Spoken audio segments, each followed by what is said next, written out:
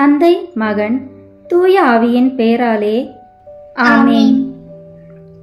இரக்கத்தின் ஊற்றே இறைவா, உம் திருமகன் இயேசுவின் பாடுகளையும் இறப்பையும் நாங்கள் நினைவு கூறுகின்றோம். அவர் நடந்து சென்ற சிலுவையின் பாதையில் அவரை பின் சென்று நடந்திட நாங்கள் வந்துள்ளோம். இறுதி வரை இயேசுவின் உண்மை சீடராக நாங்கள் வாழ வரமருள வேண்டும் என்று உம்மை இறைஞ்சி மன்றாடுகின்றோம். ஆமென். நாம் செய்த பாவங்களுக்கு பரிகாரமாக உத்தம மனஸ்தாப ஜெபம் சொல்வோம். ஏன் இறைவா, நன்மை நிறைந்தவர் நீர், அனைத்திற்கும் மேலாக அன்புக்கு உரியவர். என் பாவங்களால் உம்மை மனநோக செய்துவிட்டேன். ஆகவே நான் குற்றங்கள் பல செய்தேன் எனவும் நன்மைகள் பல செய்ய தவறினேன் எனவும் மனம் நொந்து வருந்துகிறேன். உமது அருள் துணையால் நான் மனம் திரும்பி இனிமேல் பாவம் செய்வதில்லை என்றும் பாவத்துக்கு ஏதுவான சூழ்நிலைகளை விட்டு விலகுவேன் என்றும் உறுதி கொடுக்கிறேன். எங்கள் மீட்பராம் இயேசு கிறிஸ்துவின் பாடுகளின் பயனாக இறைவா என் மேல் இரக்கமாயிரும். திவ்ய இயேசுவே, எங்களுக்காகவும் உத்தரிப்பு நிலை ஆன்மாக்களுக்காகவும் சிலுவை பாதையை தியானிப்பவர்களுக்கு அளிக்கப்படும் பலன்களை அடைய விரும்பி உம் இரக்கத்தை கெஞ்சி மன்றாடுகிறோம். புனித மரியாவே, வியாழ அன்னையே, இயேசுவின் பாடுகளின் போது அவரோடு நீர் உடனிருந்து அவருடைய பாடுகளில் பங்கேற்றது போல நாங்களும் எங்கள் அயலார் அனுபவிக்கும் துன்பங்களில் அவர்களுடன் இருந்து துணை புரியும் ஆற்றலை பெற உம் திருமைந்தனிடம் எங்களுக்காக வேண்டிக் கொள்ளும். ஆமென். சிலுவை பாதை முன்னுரை. சிலுவை பாதை அழகான அற்புதமான தவ முயற்சி. அனைவரும் இயேசு அனுபவித்த பாடுகளை தியானித்து மனம் வருந்தி கண்ணீர் விட்டு ஜெபிக்கும் பக்தி முயற்சி. தவ காலத்தில் நமது பாவ வாழ்க்கையை விட்டுவிட்டு புண்ணிய வாழ்வுக்கும் புதிய வாழ்வுக்கும் பயணிக்க நமக்கு தரப்பட்ட ஆன்மீக பயிற்சி.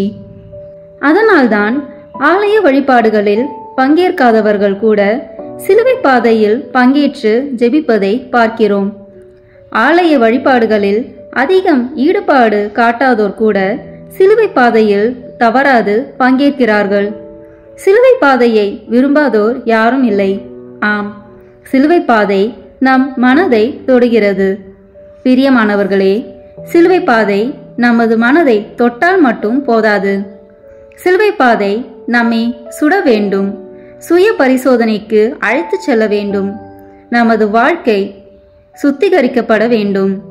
நம்மை புடமிட்டு நமக்குள் இருக்கும் பாவ வாழ்க்கையை நீக்கி புதிய வாழ்வுக்கு புண்ணிய வாழ்வுக்கு நம்மை அழைத்து வர வேண்டும். அத்தகைய மனநிலையுடன் சிலுவை பாதையில் பங்கேற்க வேண்டும். இயேசுவின் சிலுவை பாதையில் பங்கேற்கும் நாம் நமது வாழ்க்கை பாதையை உற்று பார்ப்போம்.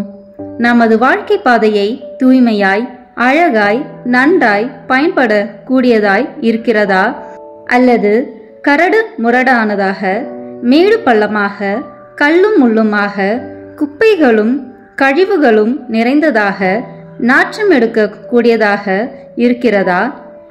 இன்றைய சிலுவை பாதையில் நமது வாழ்க்கையை பரிசோதித்து பாவங்களை விட்டுவிட்டு பரிசுத்தமான வாழ்க்கையாக மாற்றிக்கொள்ள இயேசுவுடன் பயணிப்போம். முதல் நிலை, இயேசு தீர்ப்பிடப்படுகிறார். திவ்ய இயேசுவே, உம்மை ஆராதித்து வணங்கி உமக்கு நன்றி அறிந்த தோத்திரம் செய்கிறோம். அதே நன்றால் உமது பாரமான திருச்சிலுவையாலே இந்த உலகத்தை மீட்டு ரட்சித்தீர்.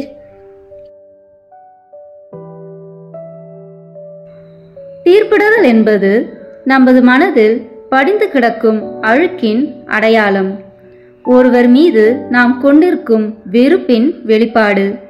அடுத்தவர் துன்பப்பட வேண்டும் என்ற எண்ணம் நமக்குள் இருக்கிறது என்பதன் அர்த்தம். நாம் மகிழ்ச்சியாக இல்லை, சந்தோஷமாக இல்லை, நாம் முதிர்ச்சி அடையவில்லை, பக்குவப்படவில்லை என்பதன் தோற்றம். நமது தீர்ப்பிடுதல் வழியாக யாருக்கும் எந்த நன்மையும் நடக்காது என்பதை புரிந்து கொள்வோம். தீர்ப்பிடுதல் அன்பின் செயல் அல்ல, அது நமக்குள் இருக்கும் பழிவாங்கும் செயல் மட்டுமே. ஒவ்வொரு முறையும் நாம் தீர்ப்பிடும்போது நாம் பிலாத்தின் மறு உருவங்களாக மாறுகிறோம் என்பதை புரிந்து கொள்வோம்.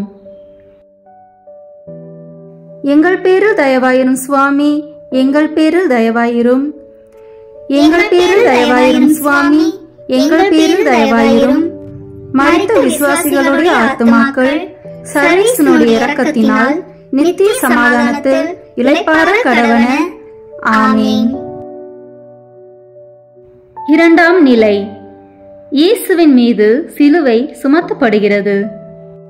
திவ்ய இயேசுவே, உம்மை ஆராதித்து வணங்கி உமக்கு நன்றி அறிந்த தோத்திரம் செய்கிறோம். அதேனென்றால் உமது பாரமான திருச்சிலுவையாலே இந்த உலகத்தை மீட்டு ரட்சித்தீர். சுமைகள் சுகங்கள் அல்ல, அவை வலிகள். எல்லோருமே சுமைகள் இல்லாத சுகமான வாழ்க்கையைத்தான் விரும்புகிறோம். மகிழ்ச்சியோடும் மன நிறைவோடும் வாழவே ஆசைப்படுகிறோம். ஆனால் நிஜம் அதுவாக இருப்பதில்லை. பார்த்து பார்த்து பழகினாலும் யோசித்து யோசித்து செய்தாலும் வாழ்க்கையில் சுமைகள் வந்து விடுகின்றன. யாரோ ஒருவர் நம் மீது சுமைகளை வைத்து விடுகிறார். நாமும் தினம் தினம் அடுத்தவர் மீது சிலுவைகளை சுமைகளை வைத்து விடுகிறோம். அடுத்தவர் மீது சிலுவைகளை சுமைகளை வைப்பது அன்பற்ற செயல், அறமற்ற செயல். சுமைகளை வைத்து ஒருவரை கஷ்டப்படுத்தும் போது நாமும் அந்த தலைமை குருக்கள் மறைநூல் அறிஞர்களைப் போலத்தான் வாழ்கிறோம் என்பதை புரிந்து கொள்வோம். எங்கள் பேரில் தயவாயிரும் சுவாமி, எங்கள் பேரில் தயவாயிரும். எங்கள் பேரில் தயவாயிரும் சுவாமி, எங்கள் பேரில் தயவாயிரும். மரித்த விசுவாசிகளுடைய ஆத்துமாக்கள் சர்வேசனுடைய இரக்கத்தினால் நித்திய சமாதானத்தில் இளைப்பாற கடவன. ஆமீன். மூன்றாம் நிலை, இயேசு முதன்முறை கீழே விழுகிறார். திவ்ய இயேசுவே, உம்மை ஆராதித்து வணங்கி உமக்கு நன்றி அறிந்த தோத்திரம் செய்கிறோம். அதேனென்றால் உமது பாரமான திருச்சிலுவையாலே இந்த உலகத்தை மீட்டு ரட்சித்தீர். தோற்று போவது என்பது தோல்வியை இன்று யாரும் எதிர்பார்ப்பது இல்லை, விரும்புவது இல்லை, அதற்கு ஆசைப்படுவதும் இல்லை. நாம் தோற்று போவதை ஏன் விரும்புவதில்லை என்றால் தோல்வி அடைவது அவமானமாக பார்க்கப்படுகிறது, தன் மனதை பாதிக்கிறது, அது இழுக்காக எனப்படுகிறது. நாம் ஒரு உண்மையை புரிந்து கொள்ள வேண்டும். தோற்பது அவமானம் அல்ல, தோற்பது அசிங்கம் அல்ல. எது அவமானத்திற்குரியது, அசிங்கத்துக்குரியது, அவதூறுக்குரியது செயல் என்றால் ஒருவரை பழிவாங்க வேண்டும் என்ற எண்ணத்துடன் தோற்கடிக்க முயல்வது. அடுத்தவரின் வாழ்க்கையை கெடுக்க வேண்டும், அவரை தோற்கடிக்க வேண்டும், அவரை விழ வைக்க வேண்டும் என்ற எண்ணத்துடன் செய்யும் ஒவ்வொரு செயலும் இழிவான செயல். ஒருவரை நாம் வேண்டுமென்றே தோற்கடிக்க முயலும்போது ஒருவரை விழ வைக்கவே முயல்கிறோம். எங்கள் பேரில் தயவாயிரும் சுவாமி, எங்கள் பேரில் தயவாயிரும். எங்கள் பேரில் தயவாயிரும் சுவாமி, எங்கள் பேரில் தயவாயிரும். மரித்த விசுவாசிகளுடைய ஆத்துமாக்கள் சர்வேசனுடைய இரக்கத்தினால் நித்திய சமாதானத்தில் இளைப்பாற கடவன. ஆமீன். நான்காம் நிலை, இயேசு தன் தாயை சந்திக்கிறார். திவ்ய இயேசுவே, உம்மை ஆராதித்து வணங்கி உமக்கு நன்றி அறிந்த தோத்திரம் செய்கிறோம். அதேனென்றால் உமது பாரமான திருச்சிலுவையாலே இந்த உலகத்தை மீட்டு ரட்சித்தீர். நமது வாழ்க்கையில் பல சந்திப்புகள் தினமும் நடைபெறுகின்றன. குடும்பத்தினர், உறவினர், நண்பர்கள், உடன் பணியாளர்கள் என்று பல பேரை சந்திக்கிறோம். சந்திப்புகள் மனித குலத்தின் உயிர் நாடி. சந்திப்புகள் உறவை வளர்க்கின்றன. வாழ்வை வளம் பெற செய்கின்றன, மகிழ்ச்சியை தருகின்றன, துன்பத்தில் துணையாக இருக்கின்றன. அன்னை மரியாவும் இயேசுவும் சந்தித்து கொண்ட நேரம் நிச்சயமாய் சில வினாடிகள் அல்லது சில நிமிடங்கள் தான் இருந்திருக்கும். ஆனால் அந்த சந்திப்பில் இயேசுவுக்கு ஆறுதல் கிடைத்தது, வலிமை கிடைத்தது, இலக்கை நோக்கிய பயணம் போக முடிந்தது. இன்று நமது சந்திப்பின் நிலை என்ன என்று யோசிப்போம். எங்கள் பேரில் தயவாயிரும் சுவாமி, எங்கள் பேரில் தயவாயிரும். எங்கள் பேரில் தயவாயிரும் சுவாமி, எங்கள் பேரில் தயவாயிரும். மரித்த விசுவாசிகளுடைய ஆத்துமாக்கள் சர்வேசனுடைய இரக்கத்தினால் நித்திய சமாதானத்தில் இளைப்பாற கடவன. ஆமீன்.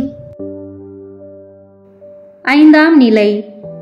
சீமோன் இயேசுவுக்கு உதவுகிறார். திவ்ய இயேசுவே, உம்மை ஆராதித்து வணங்கி உமக்கு நன்றி அறிந்த தோத்திரம் செய்கிறோம். அதேனென்றால் உமது பாரமான திருச்சிலுவையாலே இந்த உலகத்தை மீட்டு ரட்சித்தீர்.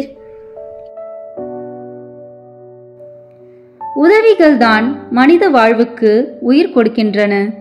உதவிகள்தான் உறவுகளை வலிமை பெறச் செய்கின்றன. உதவிகள்தான் நம்மை தாங்கி பிடிக்கின்றன. உதவிகள்தான் வாழ முடியும் என்ற நம்பிக்கையை தருகின்றன. உதவிகள் நின்று போனால் உறவுகள் நின்று போகும். உதவிகள் நின்று போனால் உலகம் நின்று போகும். உதவிகள் நின்று போனால் உயிரும் நின்று போகும். இன்று நமது வாழ்க்கையில் நிலை என்ன? உதவிகள் செய்யக்கூடிய அளவுக்கு கடவுள் நம்மை ஆசீர்வதிக்கிறார் என்றாலும் உதவி செய்வதற்கு ஏன் இவ்வளவு சுணக்கம் காட்டுகிறோம்? உதவி என வருபவர்களுக்கு ஏன் நாம் கரங்களை சுருக்கிக் கொள்கிறோம்? இதயத்தில் ஏன் இவ்வளவு இறுக்கம் கொள்கிறோம்? சீமோனைப் போல நாமும் உதவி செய்திருந்தோம் என்றால் பல பேரின் வாழ்க்கையை நாம் காப்பாற்றியிருக்கலாம். பல பேர் மகிழ்ச்சியோடு வாழ்வதற்கு நாம் காரணமாக இருந்திருக்கலாம். ஆனால் நாம் செய்யவில்லையே, ஏன்? எங்கள் பேரில் தயவாயிரும் சுவாமி, எங்கள் பேரில் தயவாயிரும். எங்கள் பேரில் தயவாயிரும் சுவாமி, எங்கள் பேரில் தயவாயிரும். மரித்த விசுவாசிகளுடைய ஆத்துமாக்கள் சர்வேசனுடைய இரக்கத்தினால் நித்திய சமாதானத்தில் இளைப்பாற கடவன. ஆமீன். ஆறாம் நிலை. இயேசுவின் முகத்தை வெரோனிகா துடைக்கிறார். திவ்ய இயேசுவே, உம்மை ஆராதித்து வணங்கி உமக்கு நன்றி அறிந்த தோத்திரம் செய்கிறோம். அதேனென்றால் உமது பாரமான திருச்சிலுவையாலே இந்த உலகத்தை மீட்டு ரட்சித்தீர். அகத்தின் அழகு முகத்தில் தெரியும். முகம் நாம் யார் என்பதை வெளிப்படுத்தும் கண்ணாடி. முகம் நமக்கு சொந்தம், நமது அடையாளம். குழந்தையாய் இருந்தபோது நமது முகத்தில் இருந்த அழகு, பொலிவு, அமைதி, சாந்தம், புன்னகை இவையெல்லாம் இன்று நமது முகத்திலிருந்து காணாமல் போய்விட்டன.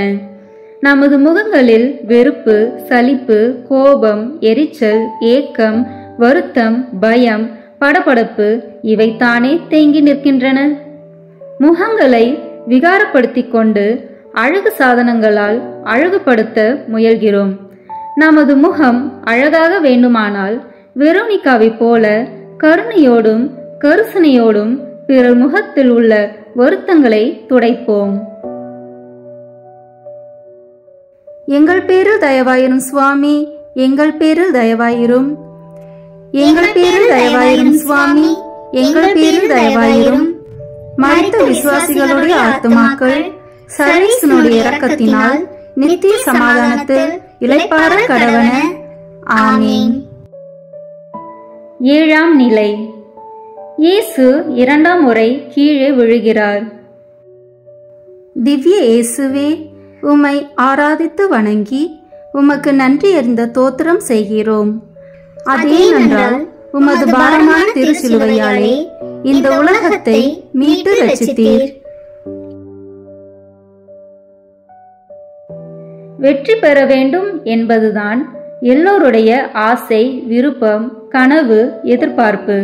காரணம், வெற்றி பெற்றால்தான் பரிசு, சன்மானம், மதிப்பு, மரியாதை, புகழ், பெருமை, உயர்வு, முன்னேற்றம், அதிகாரம், சமூகத்தில் உயர்ந்த இடம் கிடைக்கும் என்று நினைக்கிறோம். வெற்றி பெற்றால்தான் மகிழ்ச்சியாக வாழ முடியும் என்று நாம் நம்புகிறோம். ஆம், வெற்றிகள் நமக்கு மகிழ்ச்சியை தர வேண்டும். அதுதான் வெற்றி பெறுவதன் நோக்கம். ஆனால் வெற்றி பெற்ற மனிதர்கள் எல்லாரும் மகிழ்ச்சியாக இல்லை. வெற்றி பெற்ற குடும்பங்கள் மகிழ்ச்சியாக இல்லை என்பதை நாம் அறிவோம். பல சமயங்களில் நமது வெற்றிகள் நமக்கு மகிழ்ச்சியை தந்ததை விட அவைகள் சுமைகளாக, பாரங்களாக மாறி நம் நிம்மதியை கெடுத்து, அமைதியை குலைத்து, வாழ்க்கையை சிதைத்து நம்மை விழ வைத்துள்ளதை நாம் உணர்ந்துள்ளோமா? பல வெற்றிகள், உயர்வுகள் நமக்கு மகிழ்ச்சியை தந்ததை விட போட்டி, பொறாமை, சண்டை, சச்சரவுகளை ஏற்படுத்தி நம்மை அழ வைத்துள்ளன என்பதுதானே நிஜம். எங்கள் பேரில் தயவாயிரும் சுவாமி, எங்கள் பேரில் தயவாயிரும். எங்கள் பேரில் தயவாயிரும் சுவாமி, எங்கள் பேரில் தயவாயிரும். மரித்த விசுவாசிகளுடைய ஆத்துமாக்கள் சர்வேசனுடைய இரக்கத்தினால் நித்திய சமாதானத்தில் இளைப்பாற கடவன. ஆமீன். 8ஆம் நிலை. எருசலேம் பெண்களுக்கு ஆறுதல் தருகிறார் இயேசு. திவ்ய இயேசுவே, உம்மை ஆராதித்து வணங்கி உமக்கு நன்றி அறிந்த தோத்திரம் செய்கிறோம். அதேனென்றால் உமது பாரமான திருச்சிலுவையாலே இந்த உலகத்தை மீட்டு ரட்சித்தீர். இயந்திரங்களாய் இன்று மனிதன் கழன்று கொண்டிருக்கிறான். நின்று நிதானமாக அமர்ந்து பேச, அக்கறையோடு அடுத்தவரின் துயரத்தை செவி மடுக்க நேரமில்லை.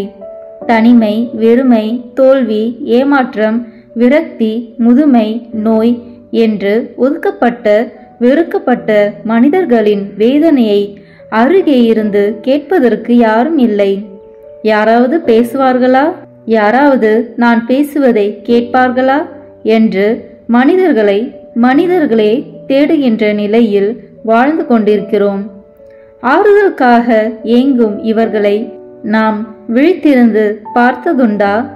இவர்களிடம் நலம் விசாரித்ததுண்டா? நமது நேரத்தை தந்ததுண்டா? நமது ஆறுதலான, அன்பான ஒரு வார்த்தையை, ஒரு செயலை அவர்களின் காயத்திற்கு மருந்தாக கொடுத்திருந்தோம் என்றால் இன்று பலர் இன்னும் சில நாட்கள் உயிரோடு இருந்திருப்பார்கள். இன்னும் கொஞ்சம் நாள் உடல் சுகத்துடன் வாழ்ந்திருப்பார்கள். இன்னும் கொஞ்ச நாள் சந்தோஷமாக பழகியிருப்பார்கள். ஆனால் அதற்கெல்லாம் நேரம் இல்லை என்று போய்விட்டதால் அவர்கள் நம்மை விட்டு போய்விட்டார்கள் என்பதுதான் நிஜம். அழுகிற பெண்களை பார்த்து இயேசு நிற்கிறார். ஆறுதல் வார்த்தைகளை கூறுகிறார். அழ வேண்டாம் என்று அன்போடு சொல்கிறார். நாம் கூறும் ஆறுதல் வார்த்தைகள் ஒருவரை வாழ வைக்கும் என்பதை நம்புவோம். எங்கள் பேரில் தயவாயிரும் சுவாமி, எங்கள் பேரில் தயவாயிரும். எங்கள் பேரில் தயவாயிரும் சுவாமி, எங்கள் பேரில் தயவாயிரும். மரித்த விசுவாசிகளுடைய ஆத்துமாக்கள் சர்வேசனுடைய இரக்கத்தினால் நித்திய சமாதானத்தில் இளைப்பாற கடவன. ஆமீன். 9ஆம் நிலை. இயேசு 3ஆம் முறையாக கீழே விழுகிறார். திவ்ய இயேசுவே, உம்மை ஆராதித்து வணங்கி உமக்கு நன்றி அறிந்த தோத்திரம் செய்கிறோம். அதேனென்றால் உமது பாரமான திருச்சிலுவையாலே இந்த உலகத்தை மீட்டு ரட்சித்தீர்.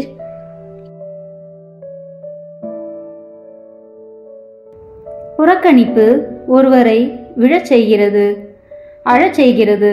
புறக்கணித்தல் என்பது நீ எனக்கு தேவையில்லை, முக்கியமில்லை, அவசியமில்லை, உன் மீது எனக்கு அன்பு இல்லை, அக்கறை இல்லை, உன்னை பற்றி எனக்கு கவலை இல்லை என்று சொல்வது ஆகும். புறக்கணித்தல் ஒருவரை விலக்கி வைக்கிறது, ஒதுக்கி வைக்கிறது, கீழே விழ வைக்கிறது. புறக்கணிக்கப்பட்டதால் வாழ்க்கையை மாய்த்து கொண்டவர்கள் அதிகம்.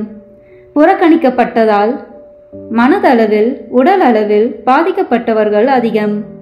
இயேசுவின் இந்த கல்வாரி பயணம் கூட சொந்த ஊர் மக்களால், நன்மைகளை பெற்றவர்களால், சீடர்களாக அழைக்கப்பட்டவர்களால் புறக்கணிக்கப்பட்டதன் வெளிப்பாடுதான். அனைவராலும் புறக்கணிக்கப்பட்ட இயேசு கீழே விழுந்திருக்கிறார்.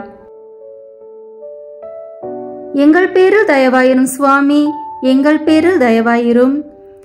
எங்கள் பேரில் தயவாயிரும் சுவாமி, எங்கள் பேரில் தயவாயிரும்.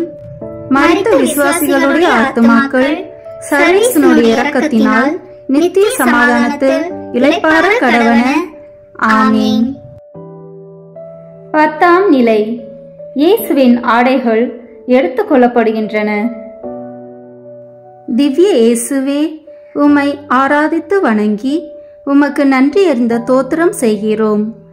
அதேனென்றால் உமது பாரமான திருச்சிலுவையாலே இந்த உலகத்தை மீட்டு ரட்சித்தீர்.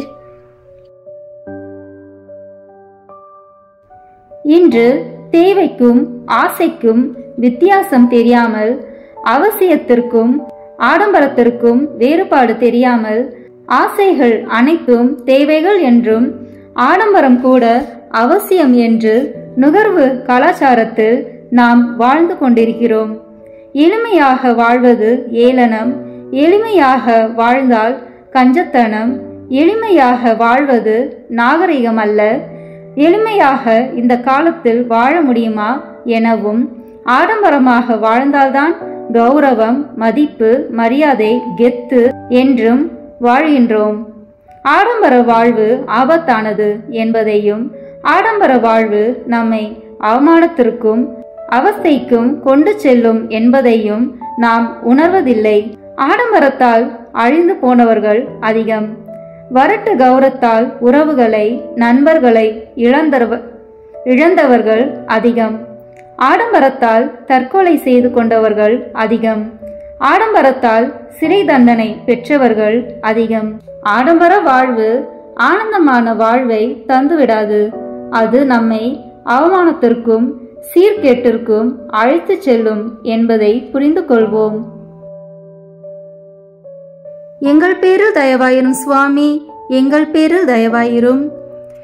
எங்கள் பேரில் தயவாயிரும் சுவாமி, எங்கள் பேரில் தயவாயிரும்.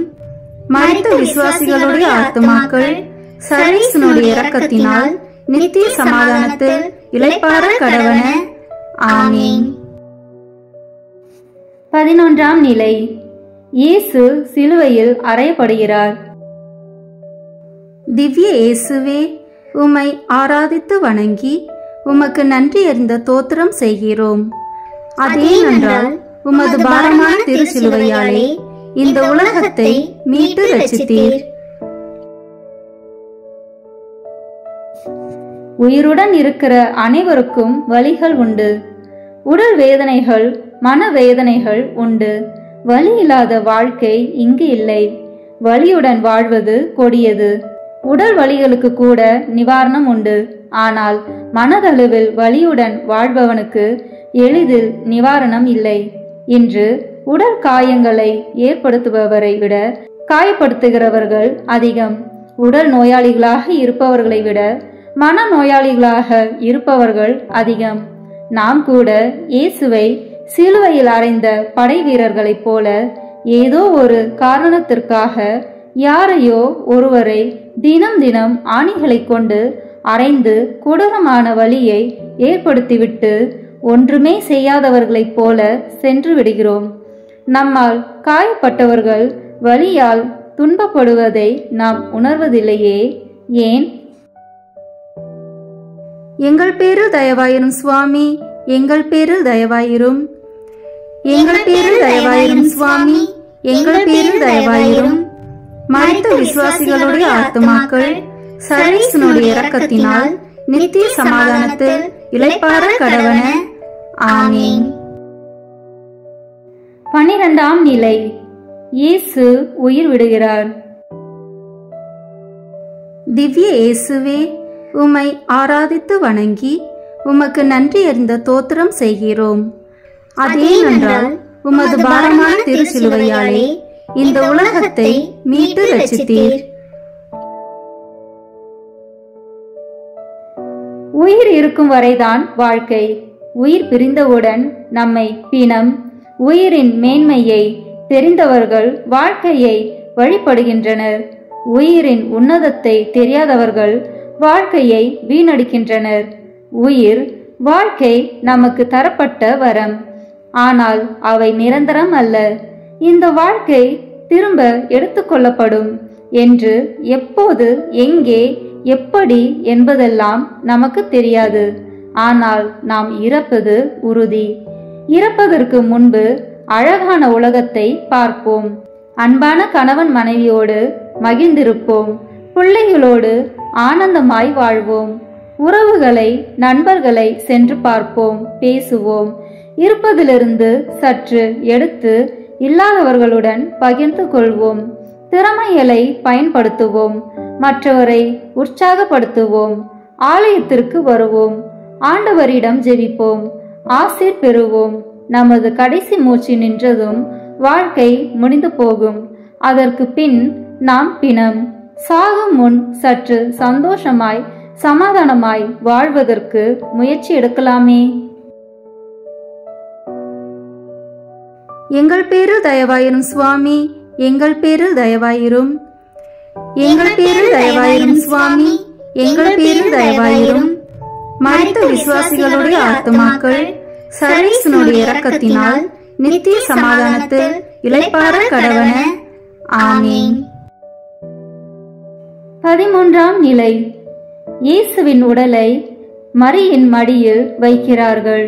திவ்ய இயேசுவே, உம்மை ஆராதித்து வணங்கி உமக்கு நன்றி அறிந்த தோத்திரம் செய்கிறோம். அதேனென்றால் உமது பாரமான திருச்சிலுவையாலே இந்த உலகத்தை மீட்டு ரட்சித்தீர்.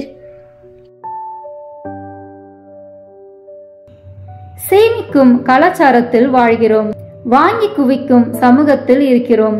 எல்லாவற்றையும் எனதாக்கி கொள்ள வேண்டும், அனைத்தையும் எனக்கு சொந்தமாக்க வேண்டும் என்ற மனநிலை அதிகமாகிக் கொண்டே போகிறது. பொருட்கள் மீது பற்று அதிகமாக வாழ்க்கையில் ஏற்படும் சின்ன சின்ன இழப்புகளை கூட ஏற்றுக்கொள்ள நம்மால் இயல்வதில்லை. மறுபடியும் வாங்கிக் கொள்ள முடியும், திரும்ப பெற்றுக்கொள்ள முடியும் என்றாலும் எனக்கு பிடித்தமானது போய்விட்டதே, எனக்கு சொந்தமானதை பறித்து கொண்டார்களே என்று நமது மனம் புலம்புவது ஏன்? இங்கே தன் ஒரே மகனை இழந்த மரியாள் எப்படி இவ்வளவு பெரிய இழப்பை, வேதனையை தாங்கிக் கொண்டாள்? எங்கள் பேரில் தயவாயிரும் சுவாமி, எங்கள் பேரில் தயவாயிரும். எங்கள் பேரில் தயவாயிரும் சுவாமி, எங்கள் பேரில் தயவாயிரும். மரித்த விசுவாசிகளுடைய ஆத்துமாக்கள் சர்வேசனுடைய இரக்கத்தினால் நித்திய சமாதானத்தில் இளைப்பாற கடவன. ஆமீன். 14ஆம் நிலை. இயேசுவை கல்லறையில் அடக்கம் செய்கிறார்கள். திவ்ய இயேசுவே, உம்மை ஆராதித்து வணங்கி உமக்கு நன்றி அறிந்த தோத்திரம் செய்கிறோம். அதேனென்றால் உமது பாரமான திருச்சிலுவையாலே இந்த உலகத்தை மீட்டு ரட்சித்தீர். நமது வாழ்க்கையின் முதல் பக்கம் கருவறை, கடைசி பக்கம் கல்லறை. கருவறையில் தொடங்கிய பயணம் கல்லறையில் முடிகிறது. கல்லறை நாம் யார் என்பதையும், நமது வாழ்க்கையின் நிலை எது என்பதையும் புரிய வைக்கிற வகுப்பறை. இந்த உலகில் நாம் எவ்வளவு பெரிய பணக்காரனாக இருந்தாலும், எவ்வளவு விலை உயர்ந்த பொருட்களை, வாகனங்களை பயன்படுத்தினாலும், எவ்வளவு ஆடம்பரமான மாளிகையில் வசித்தாலும், உலக நாடுகள் அனைத்தையும் எத்தனை முறை சுற்றி வந்தாலும், ஒரு நாள் நீ ஒன்றுமில்லாதவராக என்னிடம் வர வேண்டும் என்பதை மறந்துவிடாதே என்று நினைவுபடுத்துகிறது. நான் யார் தெரியுமா? நான் எவ்வளவு பெரியவன் தெரியுமா? என் பவர் என்னன்னு தெரியுமா? நான் இல்லனா ஒன்னும் நடக்காது தெரியுமா? நான் நினைச்சா என்ன வேணாலும் பண்ணுவேன் தெரியுமா என்று சொல்லிக் கொள்ளும் நம்மை பார்த்து, மனிதா, நீ ஒன்றும் இல்லாதவன், நீ நிலையற்றவன், நிரந்தரமற்றவன், நீ பலவீனமானவன், நீ செத்து போகக்கூடியவன் என்று எச்சரிக்கை தருகிறது கல்லறை. எங்கள் பேரில் தயவாயிரும் சுவாமி, எங்கள் பேரில் தயவாயிரும். எங்கள் பேரில் தயவாயிரும் சுவாமி, எங்கள் பேரில் தயவாயிரும். மரித்த விசுவாசிகளுடைய ஆத்துமாக்கள் சர்வேசனுடைய இரக்கத்தினால் நித்திய சமாதானத்தில் இளைப்பாற கடவன. ஆமீன். அன்பு பொங்கும் இயேசுவின் திரு இருதயமே, இதயத்தின் அருள் சுடர் ஒளியிலிருந்து என் நம்பிக்கையின் ஒளியை பெற்று நான் வாழ என்னை உமக்கு நிரந்தரமாக அர்ப்பணிக்கின்றேன். இயேசுவின் கல்லறையில் கண்டெடுக்கப்பட்ட ஜெபத்தின் வரலாறு. இந்த ஜெபமானது 803ஆம் ஆண்டு நம் ஆண்டவராகிய இயேசு கிறிஸ்துவின் கல்லறையில் கண்டெடுக்கப்பட்டு பேரரசர் சார்லஸ் போருக்கு செல்லும்போது அவரது பாதுகாப்பிற்காகவும் அவருக்கு எவ்வித தீங்கும் ஏற்படாமல் நல் உடல் சுகத்தோடும் வெற்றியோடும் மீண்டும் நாடு திரும்பவும் அன்றைய திருத்தந்தை வழியாக அவருக்கு கொடுக்கப்பட்டது. இந்த ஜெபத்தை ஒவ்வொரு நாளும் திரும்ப திரும்ப ஜெபித்தாலும், காதால் கேட்டாலும், தங்கள் அருகில் வைத்து கொண்டாலும் அவர்கள் ஒருபோதும் திடீரென இறக்க மாட்டார்கள், தண்ணீரில் மூழ்க மாட்டார்கள். விஷமும் அவர்களுக்கு எந்த விளைவும் ஏற்படாது. பேறுகால வேதனைப்படும் பெண்கள் இதை ஜெபித்தால் அவரது பேறுகாலம் எவ்வித துன்பமும் இன்றி நிறைவேறி பாதுகாப்புடன் மகிழ்ச்சியான தாயாக இருப்பார். பிறந்த குழந்தையின் வலது பக்கத்தில் இந்த ஜெபத்தை வைத்திருந்தால் எவ்வித ஆபத்தும் நேரிடாது. நோயுற்றிருப்போரின் வலது புறத்தில் இதை வைத்து ஜெபித்தால் அவர்கள் விரைவில் எழுந்து ஆண்டவரை புகழ்வார்கள். இதை ஜெபித்து வரும் வீடுகளில் ஆண்டவருடைய ஆசி நிறையும். இதை ஏளனமாக்கி நகைப்போர் துன்பத்துக்குள்ளாவர். இதை எப்பொழுதும் கூடவே வைத்திருப்போர் இயற்கை பேரிடர்களிலிருந்து தப்பி வாழ்வார்கள். ஒவ்வொரு நாளும் இதை ஜெபிப்போர் தங்களது இறப்பினால் நெருங்கும் 3ஆம் நாள் முன்பதாகவே எச்சரிப்புக்கு உள்ளாவார்கள் என்று பல நற்செய்தி அறிவிப்பாளர்கள் எழுதி வைத்துள்ளனர் என்று சொல்லப்படுகிறது. நம் மீட்பராம் இயேசுவின் கல்லறையில் கண்டெடுக்கப்பட்ட ஜெபத்தை இப்போது நாமும் சொல்லி பலன்களை பெறுவோம். நம் மீட்பராம் இயேசுவின் கல்லறையில் கண்டெடுக்கப்பட்ட ஜெபம். ஓ வணக்கத்திற்குரிய ஆண்டவரும் மீட்பரும் ஆகிய இயேசு கிறிஸ்துவே, எங்கள் பாவங்களுக்காக கழுமரத்தில் தொங்கி உண்மையாக இறந்தீர். ஓ இயேசுவின் தூய திருச்சிலுவையே, என் எண்ணங்களை கண்ணோக்கி அருளும். ஓ இயேசுவின் தூய திருச்சிலுவையே, எங்களுக்கு ஆபத்து விளைவிக்கும் ஆயுதங்கள் அனைத்திலிருந்தும் எங்களை பாதுகாத்தருளும். ஓ இயேசுவின் தூய திருச்சிலுவையே, அனைத்து துன்பங்களிலிருந்தும் எங்களை காத்தருளும். ஓ இயேசுவின் தூய திருச்சிலுவையே, எங்கள் எதிரிகள் அனைவரிடமிருந்தும் எங்களை பாதுகாத்தருளும்.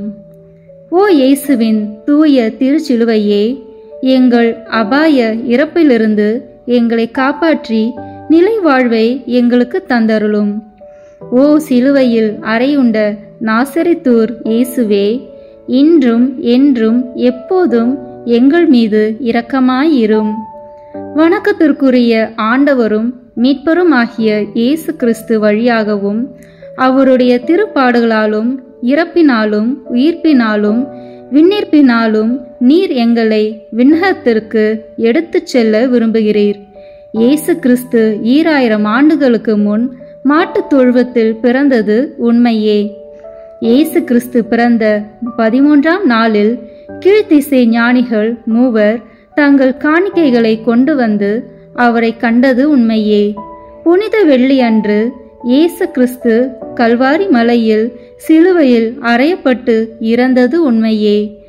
இறந்த 3ஆம் நாள் அவர் உயிர்த்தெழுந்ததும் உண்மையே. மேலும் அவர் உயிர்த்த 40ஆம் நாள் விண்ணேற்றம் அடைந்ததும் உண்மையே. அதனால் வணக்கத்திற்குரிய இயேசுவின் மாண்பு கண்ணுக்கு தெரிந்த தெரியாத எதிரிகள் அனைவரிடமிருந்தும் இன்றும் என்றும் எப்போதும் எங்களை காப்பதாக. நமது சொந்த கருத்துக்களுக்காக சிறிது நேரம் மௌனமாக ஜெபிப்போம்.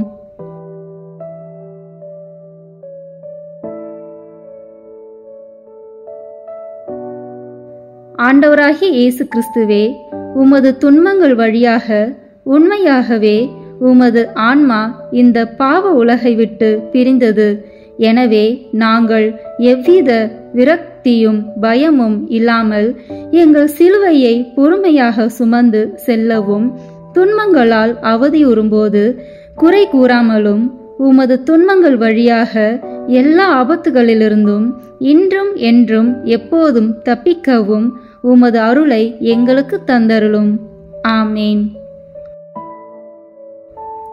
ஆண்டவராகிய இயேசு கிறிஸ்துவே, எங்கள் மீது இரக்கமாயிரும். அன்னை மரியே, தூய யோசேப்பே, எங்களுக்காக வேண்டிக் கொள்ளுங்கள். ஆண்டவராகிய இயேசுவை சிலுவையிலிருந்து இறக்கி அடக்கம் செய்த நிக்கதேமுவே, யோசேப்பே, எங்களுக்காக வேண்டிக் கொள்ளுங்கள். ஆமேன். திருத்தந்தையின் கருத்துக்களுக்காக வேண்டிக் கொள்வோம். விண்ணுலகில் இருக்கிற எங்கள் தந்தையே, உமது பெயர் தூயது என போற்ற பெறுக. உமது ஆட்சி வருக. உமது திருவுளம் விண்ணுலகில் நிறைவேறுவது போல மண்ணுலகிலும் நிறைவேறுக. எங்கள் அன்றாட உணவை இன்று எங்களுக்கு தாரும். எங்களுக்கு எதிராக குற்றம் செய்வோரை நாங்கள் மன்னிப்பது போல எங்கள் குற்றங்களை மன்னியும். எங்களை சோதனைக்கு உட்படுத்தாதேயும், தீமையிலிருந்து எங்களை விடுவித்தருளும். ஆமேன். அருள் நிறைந்த மரியே வாழ்க. ஆண்டவர் உம்முடனே, பெண்களுக்குள் ஆசி பெற்றவர் நீரே. உம்முடைய திருவயிற்றின் கனியாகிய இயேசுவும் ஆசி பெற்றவரே. புனித மரியே, இறைவனின் தாயே, பாவிகளாய் இருக்கிற எங்களுக்காக இப்பொழுதும் எங்கள் இறப்பின் வேளையிலும் வேண்டிக் கொள்ளும். ஆமேன். தந்தைக்கும் மகனுக்கும் தூய ஆவியாருக்கும் மாட்சிமை உண்டாகுக. தொடக்கத்தில் இருந்தது போல இப்பொழுதும் எப்பொழுதும் என்றென்றும் இருப்பதாக. ஆமேன். இந்த வீடியோ உங்களுக்கு பிடிச்சிருக்குன்னா லைக், ஷேர், கமெண்ட் பண்ணுங்க.